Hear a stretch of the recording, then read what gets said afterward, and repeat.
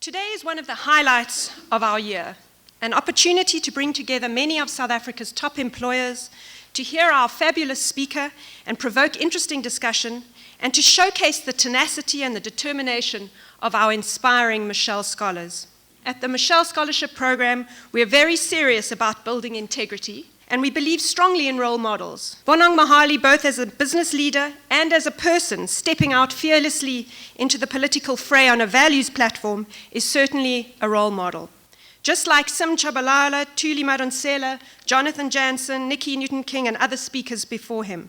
And thank you, Bonang, for your wonderfully enthusiastic response to our invitation. Of course, our founder, Martin Moshal, is our ultimate role model, an investor and entrepreneur who now supports over 1,000 Moshal scholars in South Africa and Israel and the Ukraine, in addition to the nearly 300 alumni so far. As we heard in our panel last year on who should pay for higher education, South Africa faces a frightening education crisis.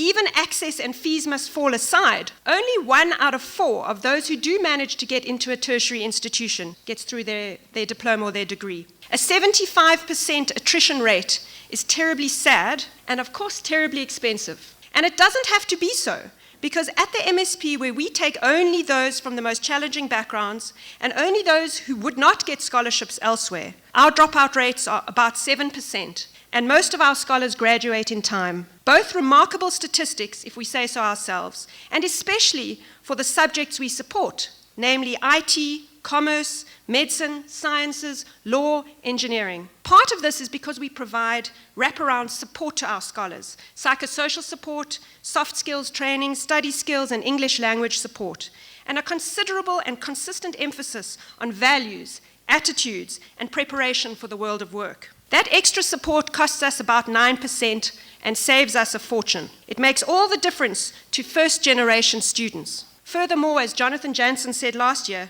the state of our schools, our education system is letting our children and our economy down badly. Research shows, and our experience too, that high school results are a poor indicator of performance in higher education and in the workplace. We therefore select our Moshal scholars for their demonstrated grit and tenacity, even more than for their grades at high school. We believe that makes for success at higher education, the workplace, and of course in life itself.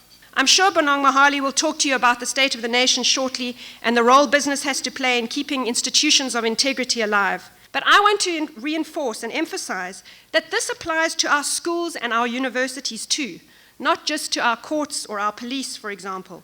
While we can't easily turn the education ship around, there are so many ways in which you can bring educational and employment opportunities to young people, to your great advantage too.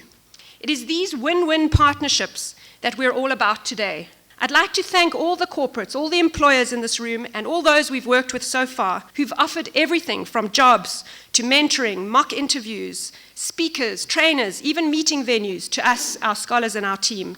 And please stay as long as you can afterwards so that you can network with the 50 or so forthcoming graduates that are here today and that look forward to meeting you. So thank you all very much for coming today and for being part of the hope for South Africa.